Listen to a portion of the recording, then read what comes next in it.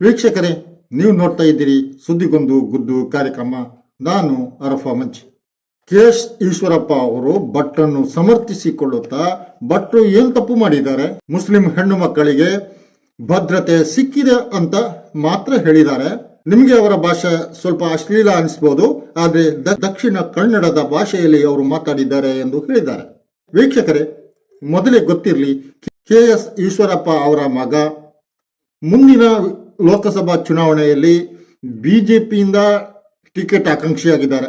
ಎಲ್ಲಾದ್ರೂ ಭಟ್ರನ್ನು ಸಮರ್ಥಿಸಿಕೊಂಡ್ರೆ ಅವರು ಶಿಫಾರಸು ಮಾಡುವ ಮೂಲಕ ತನ್ನ ಮಗನಿಗೆ ಲೋಕಸಭೆಯ ಸೀಟು ಸಿಗ್ಬೋದು ಅಂತ ಏನಾದ್ರೂ ಆಲೋಚಿಸಿದ್ರು ಇರ್ಬೋದು. ಆದ್ರಿಂದ ಭಟ್ರು ಹೇಳಿದ ಅಶ್ಲೀಲ ಮಾತುಗಳನ್ನು ಕೂಡ ಈಶ್ವರಪ್ಪರಂತವರು ಪತ್ರಿಕಾಗೋಷ್ಠಿ ಕರೆದು ಸಮರ್ಥಿಸಿಕೊಳ್ಳುವಲ್ಲಿವರೆಗೆ ಹೋಗಿದ್ದಾರೆ. ನಾಚಿಕೆ ಆಗ್ಬೇಕು ಇವರಿಗೆ. ಅನೈತಿಕವಾದ ಮಾತುಗಳನ್ನ, ಅಶ್ಲೀಲವಾದ ಮಾತುಗಳನ್ನ ಸಮರ್ಥಿಸಿಕೊಳ್ಳಲು ಇವರು ಮುಂದೆ ಬರ್ತಾ ಇದ್ದಾರೆ. ಈಶ್ವರಪ್ಪ ಅವರಿಗೆ ಭಟ್ರ ಮಾತುಗಳಲ್ಲಿ ಏನೂ ತಪ್ಪು ಕಾಣಿಸ್ತಾ ಇಲ್ಲ. ಭಟ್ರು ಹೇಳಿದ್ದೇನು, ಮುಸ್ಲಿಂ ಹೆಣ್ಮಕ್ಕಳಿಗೆ ದಿನಕ್ಕೊಬ್ಬರು ಗಂಡ, ಮುತ್ತಲಾಕ್ ನಿಷೇಧ ಮಾಡಿ ಮೋದಿ ಅವರಿಗೆ ಪರ್ಮನೆಂಟ್ ಗಂಡನನ್ನು ಕೊಟ್ಟಿದ್ದಾರೆ ಎಂದು. ಈ ಭಾಷೆಯನ್ನ ದಕ್ಷಿಣ ಕನ್ನಡದ ಭಾಷೆ ಎಂದು ಈಶ್ವರಪ್ಪ ಸಮರ್ಥಿಸಿಕೊಳ್ತಾ ಇದ್ದಾರೆ. ಖಂಡಿಸಬೇಕಾದ ಮಾತಿದು.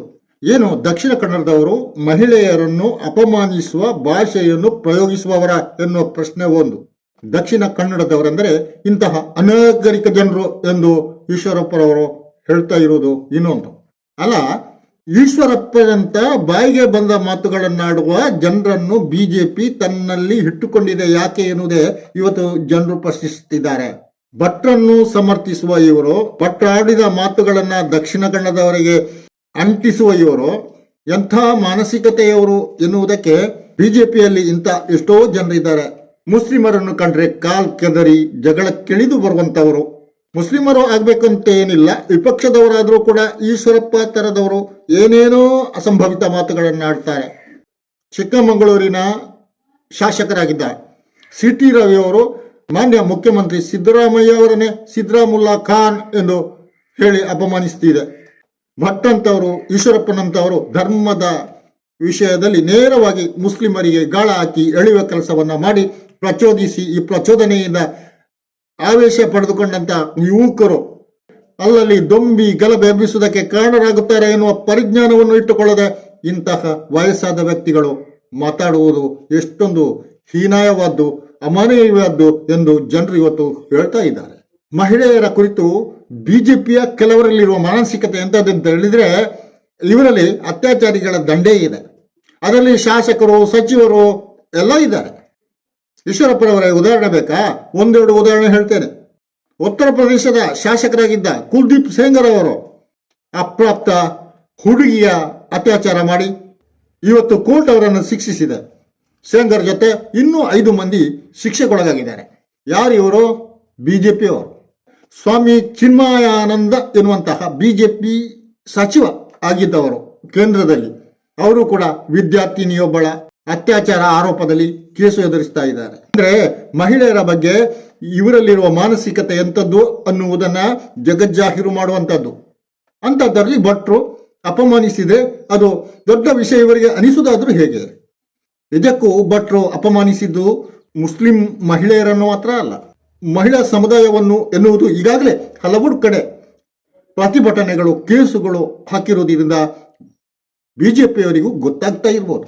ಭಟ್ರ ವಿರುದ್ಧ FIR ಆಗಿದೆ, ಅವರನ್ನು ಬಂಧಿಸಬಹುದು ಅನ್ನುವ ಕಾರಣವನ್ನ ಮುಂದಿಟ್ಟು ಈಶ್ವರಪ್ಪನವರು ಸಮರ್ಥಿಸಿಕೊಳ್ಳುವುದಕ್ಕೆ ಮುಂದೆ ಬಂದಿದ್ದಾರೆ. ಜೊತೆಗೆ ಅದರಲ್ಲಿ ತನ್ನದ್ದು ಒಂದು ಸಾಧಿಸಿಕೊಳ್ಬೇಕನ್ನುವಂತಹ ಒಳಗಿನ ಗೂಢೋದ್ದೇಶವೂ ಇದೆ.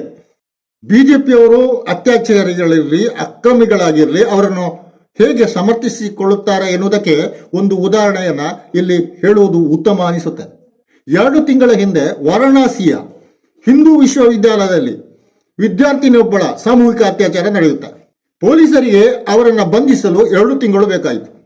ಈ 3 ಕೂಡ ಬಿಜೆಪಿಯ ವಾರಣಾಸಿಯ IT ಸೆಲ್ನ ಹುಡುಗರು. ಇವರ ವಿರುದ್ಧ ಪೊಲೀಸರು IT ಸೆಲ್ನ ಕಿರುಕುಳ ನೀಡಿದ ಸಣ್ಣ ಆರೋಪವನ್ನ ಹೊರಿಸಿ ಮ್ಯಾಜಿಸ್ಟ್ರೇಟರ ಮುಂದೆ ಹಾಜರುಪಡಿಸಿದ್ರು. ಇದು ಕೇವಲ ಚಿಕ್ಕ ವಿಷಯವಲ್ಲ, ಅತ್ಯಾಚಾರದಂತ ಘೋರ ಕೃತ್ಯ ಎಂದು ಮನವರಿಕೆಯಾಗಿ ಮ್ಯಾಜಿಸ್ಟ್ರೇಟರ ಆದೇಶದ ಪ್ರಕಾರ 370D ಸಾಮೂಹಿಕ ಅತ್ಯಾಚಾರ ಪ್ರಕರಣವನ್ನು ದಾಖಲಿಸಿಕೊಂಡದ್ದು. ಅಷ್ಟರವರೆಗೂ ಆ ಹುಡುಗರಿಗೆ ಯಾರು ರಕ್ಷಣೆ ನೀಡಿದ್ದು? ಅದು ಬಿಡಿ, ಮುಸ್ಲಿಮರು ಆರೋಪಿಗಳಲ್ಲಿ ಸೇರಿದ್ರೆ ಅವರ ಮನೆಯ ಮೇಲೆ ಯೋಗಿ ಸರ್ಕಾರದ ಬುಲ್ಡೋಸರ್ ಹೋಗ್ತಿತ್ತು, ಪುಡಿ ಮಾಡ್ತಾ ಇತ್ತು. ಆದ್ರೆ ಈ ಮೂವರು ಹುಡುಗರು, ವಿಶಾಲ್ ಪಾಂಡೆ, ಸಕ್ಷಮ್ ಪಟೇಲ್, ಅಭಿಷೇಕ್ ಆನಂದ್ ಎನ್ನುವ ಈ ಮೂರು ಹುಡುಗರು IT ವಿಭಾಗದವರು, ಅವರನ್ನ ಯೋಗಿ ಸರ್ಕಾರದ ಬುಲ್ಡೋಸರ್ ಮುಟ್ಟೇ ಇಲ್ಲ. ಈ ಹುಡುಗರನ್ನ ನಿರಾತಕವಾಗಿ ಇರಲು ಬಿಟ್ಟದ್ದು ಯಾರು? ಇವತ್ತು ಮಾಧ್ಯಮಗಳು ಚರ್ಚಿಸ್ತಾ ಇವೆ, ಪ್ರಶ್ನಿಸ್ತಾ ಇವೆ. ವಾರಣಾಸಿಯಿಂದ ಮಧ್ಯಪ್ರದೇಶದವರೆಗೂ ಇವರು ಹೋಗಿ ನಿರಾತಕವಾಗಿ ಇದ್ರು. ಜನರು ಅತ್ಯಾಚಾರಿಗಳನ್ನ ಹಿಡಿಬೇಕು, ಬಂಧಿಸಬೇಕೆಂದು ಒತ್ತಡ ಹಾಕ್ತಾ ಇದ್ರು. ಆದರೆ ಪೊಲೀಸರು ಅವರನ್ನು ಹಿಡಿಯಲು ವಿಳಂಬ ಮಾಡ್ತಾ ಇದ್ರು. ಎಲ್ಲಿಂದ ಒತ್ತಡ ಬಂದಿತ್ತು? ಇದನ್ನ ಬಿಡಿಸಿ ಹೇಳಬೇಕಾದ ಅವಶ್ಯಕತೆ ಯಾರಿಗೂ ಇಲ್ಲ. ಬಿಜೆಪಿಯವರ ಮನಸ್ಥಿತಿ ಯಾವ ರೀತಿ ಇದೆ ಎನ್ನುವುದಕ್ಕೆ ಯೋಗಿ ಸರ್ಕಾರ ಒಂದು ದೊಡ್ಡ ಉದಾಹರಣೆ ಆಗುತ್ತೆ. ಕೇವಲ ಒಂದು ಚಿಕ್ಕ ಆರೋಪ ಬಂದರೂ ಕೂಡ ಮುಸ್ಲಿಮರ ಮೇಲೆ ಬುಲ್ಡೋಸರ್ ಹರಿಸುವ ಇವರು ತಮ್ಮವರು ಗಂಭೀರವಾದಂತಹ ಕೃತ್ಯಗಳನ್ನು ಎಸಗಿದರೂ ಕೂಡ ಇವರ ಬುಲ್ಡೋಸರ್ ಅಲ್ಲಿಂದ ಕದಲುವುದೇ ಇಲ್ಲ. ಇದೆಂಥ ನ್ಯಾಯ? ಇವತ್ತು ಜನರು ಪ್ರಶ್ನಿಸ್ತಾ ಇದ್ದಾರೆ, ಅರ್ಥ ಮಾಡಿಕೊಳ್ತಾ ಇದ್ದಾರೆ. ಭಟ್ರು ಕೂಡ ಇಂತಹ ಮಾನಸಿಕತೆಯಿಂದ ಮೇಲೆ ಬಂದವರು ಮತ್ತು ಈಗ ಅವರಿಗೆ ವಯಸ್ಸಾಗಿದೆ. ಇವರನ್ನು ಸಮರ್ಥಿಸಿಕೊಳ್ಳಲು ಪತ್ರಿಕಾಗೋಷ್ಠಿ ಕರೆದಂತ ಈಶ್ವರಪ್ಪರವರು ಸಾಚಾಕುಳ ಅಲ್ಲ. ಅವರನ್ನ ಆಗಾಗ ಖಂಡಿಸಬೇಕಾದಂತ ಅನೇಕ ಹೇಳಿಕೆಗಳನ್ನ ಅವರು ನೀಡಿದಿದೆ. ವಿಪಕ್ಷಗಳ ನಾಯಕರ ಮೇಲೆ, ಮುಸ್ಲಿಮರ ಮೇಲೆ ಇವರು ಆಗಾಗ ತನ್ನ ಎಗ್ಗಿಲ್ಲದ ನಾಲಿಗೆಯಿಂದ ಏನೇನೋ ಗುರುಗುಟ್ಟುತ್ತಾ ಇರುತ್ತಾರೆ. ಈಶ್ವರಪ್ಪನವರ ಮಾತನ್ನಾಗಲಿ ಭಟ್ರ ಮಾತನ್ನಾಗಲಿ ಸಮಾಜ ತಿರಸ್ಕರಿಸುತ್ತೆ, ಅವರನ್ನ ಸಂಭಾವಿತರಲ್ಲದ ಪಟ್ಟಿಯಲ್ಲಿ ಇಟ್ಟಿದೆ. ಬಿಜೆಪಿಯವರ ಹೊರತು ಅವರಿಗೊಂದು ಸಂಭಾವಿತ್ವದ ಸ್ಥಾನಮಾನ ಜನರು ನೀಡ್ತಾ ಇಲ್ಲ. ವಾರಣಾಸಿಯ ಅತ್ಯಾಚಾರ ಆರೋಪಿಗಳು, ಆ ಮೂವರು ಹುಡುಗರು ಎಂತೆಂಥ ಬಿಜೆಪಿ ನಾಯಕರೊಂದಿಗೆ ಇದ್ರು ಅಂತ ಹೇಳಿದ್ರೆ, ಬಿಜೆಪಿಯ ರಾಷ್ಟ್ರೀಯ ಅಧ್ಯಕ್ಷ ನಡ್ಡಾ, ಮುಖ್ಯಮಂತ್ರಿ ಯೋಗಿ ಆದಿತ್ಯನಾಥ, ಕೇಂದ್ರ ಸಚಿವ ಸ್ಮೃತಿ ಇರಾನಿ ಇಂಥವರೊಂದಿಗೂ ಫೋಟೋ ತೆಗೆಸಿಕೊಂಡಿದ್ದಾರೆ. ಅಂದ್ರೆ ಇವರು ಬಿಜೆಪಿಯ ಉನ್ನತ ನಾಯಕರ ಸಂಪರ್ಕದಲ್ಲಿದ್ದವರು ಮತ್ತು ಉನ್ನತ ನಾಯಕರ ನಿಕಟವರ್ತಿಗಳಂತೆ ಇದ್ದವರು ಎನ್ನುವುದು ಈಗ ಜಗಜ್ಜಾಹೀರವಾಗಿದೆ. ಅಂದರೆ ಅತ್ಯಾಚಾರಿಗಳನ್ನ ದೊಡ್ಡ ದೊಡ್ಡ ನಾಯಕರೇ ಸಂರಕ್ಷಿಸುತ್ತಿದ್ದಾರೆ ಅನ್ನುವಂತಹ ಸಂದೇಶ ಈಗಾಗಲೇ ಸಮಾಜದ ಮುಂದೆ ಬಹಿರಂಗವಾಗಿದೆ. ಅಂಥದ್ರಲ್ಲಿ ಮುಸ್ಲಿಂ ಮಹಿಳೆಯರನ್ನ ಅಪಮಾನಿಸಿದಂತಹ ಭಟ್ರನ್ನ KS ಈಶ್ವರಪ್ಪ ಅವರು ಸಮರ್ಥಿಸಿಕೊಳ್ಳುವುದರಲ್ಲಿ ಹೆಚ್ಚು ಏನಿದೆ ಅಂತ ಜನರು ಯೋಚಿಸಬಹುದಾಗಿದೆ.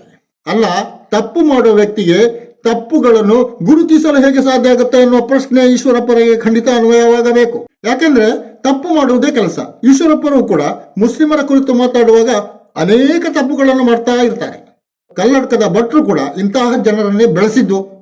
ಕಳೆದ ವಿಧಾನಸಭಾ ಚುನಾವಣೆಯ ಮೊದಲು ಸುರತ್ಕಲ್ ಹತ್ತಿರ ಬಂದು ಭಾಷಣ ನೀಡುವಾಗ ಮಸೀದಿಯಿಂದ ಅದಾನ್ ಕೇಳಿಸಿದಕ್ಕೆ ಅವರು ಅದಾನನ್ನೇ ಅಪಮಾನಿಸಿದ್ರು.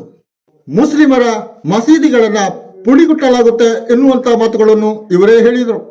ಮುಸ್ಲಿಮರ ಅದಾನನ್ನು ಅಪಮಾನಿಸಿದ ಇದೇ ಈಶ್ವರಪ್ಪ, ಮುಸ್ಲಿಮರ ಮುಂಜಿ ಪ್ರಕ್ರಿಯೆಯನ್ನ ಅವಮಾನಿಸಿದ ಇದೇ ಈಶ್ವರಪ್ಪ, ದೇಶದಲ್ಲಿ ಮಸೀದಿಗಳನ್ನ ಕೆಡವಿ ಹಾಕುತ್ತೇವೆ ಎಂದು ಬೆದರಿಕೆ ಹಾಕುತ್ತಿರುವ ಇದೇ ಈಶ್ವರಪ್ಪ ಭಟ್ರನ್ನ ಸಮರ್ಥಿಸಿಕೊಳ್ಳದೆ ಅಶ್ಲೀಲವಾದ ಮಾತುಗಳನ್ನು ಆಡಿದ ಭಟ್ರನ್ನು ದಕ್ಷಿಣ ಕನ್ನಡದ ಜನರಿಗೆ ಗಂಟು ಹಾಕದಿರ್ತಾರ?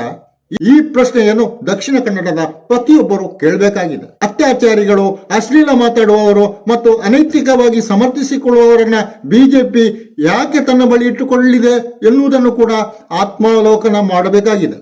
ಬಿಜೆಪಿಯಲ್ಲಿ ಎಷ್ಟೋ ಸಂಭಾವಿತ ವ್ಯಕ್ತಿಗಳಿದ್ದಾರೆ, ಆದರೆ ಅವರನ್ನೆಲ್ಲ ಇಂತಹ ಹಾಗೆ ಬಂದಂತೆ ಮಾತಾಡುವ ಜನರು ಅಪಮಾನಿಸ್ತಾ ಇದ್ದಾರೆ. ಭಟ್ರು ಹೇಳಿದ ಮಾತನ್ನ ಈಶ್ವರಪ್ಪ ಸಮರ್ಥಿಸಿಕೊಳ್ಳುವುದು ಈ ಇಬ್ಬರ ಕೆಟಗರಿ ಯಾವುದು ಎಂದು ಜನರಿಗೆ ಈಗ ಅರ್ಥ ಮಾಡಿಕೊಟ್ಟಂತಾಗಿದೆ. ಮಹಿಳೆಯರೇ ಯೋಚಿಸಬೇಕಾದ ಸ್ಥಿತಿ ನಿರ್ಮಾಣವಾಗಿದೆ ಎಂದು ಜನರು ಹೇಳತೊಡಗಿದ್ದಾರೆ. ಬಿಜೆಪಿಯ ಮುಖ್ಯ ನಾಯಕರು ಕೂಡ ಭಟ್ರ ಅಶ್ಲೀಲ ಮಾತುಗಳನ್ನ, ಮುಸ್ಲಿಮರ ಮಹಿಳೆಯನ್ನ ಹೀಯಾಳಿಸಿದಂತಹ ಮಾತುಗಳನ್ನ ಸಮರ್ಥಿಸಿಕೊಳ್ಳಲು ಬಂದಿಲ್ಲ. ಬಂದವರೆಲ್ಲ ಈಶ್ವರಪ್ಪನಂತವರೇ ಎನ್ನುವುದು ಎಲ್ಲರಿಗೂ ಗೊತ್ತಾಗಿದೆ. ವೀಕ್ಷಕರೇ, ಇಂಥ ಮನಸ್ಥಿತಿಯನ್ನ ಹೊಂದಿದಂತಹ ಜನರನ್ನ ಸಮಾಜ ತಿರಸ್ಕರಿಸಬೇಕಾಗಿದೆ.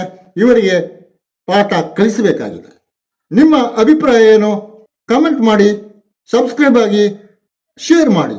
ಸುದ್ದಿಗೊಂದು ಕಾರ್ಯಕ್ರಮದಲ್ಲಿ ನಿಮ್ಮೊಂದಿಗೆ ಚರ್ಚೆ ಈಗ ಇಷ್ಟೇ. ಇನ್ನೊಂದು ಕಾರ್ಯಕ್ರಮದೊಂದಿಗೆ ಇನ್ನೊಮ್ಮೆ ನಿಮ್ಮ ಮುಂದೆ ಬರುತ್ತೇನೆ. ನಾನು ಹರಪ ಮಂಚಿ. ಜೈ ಭಾರತ್.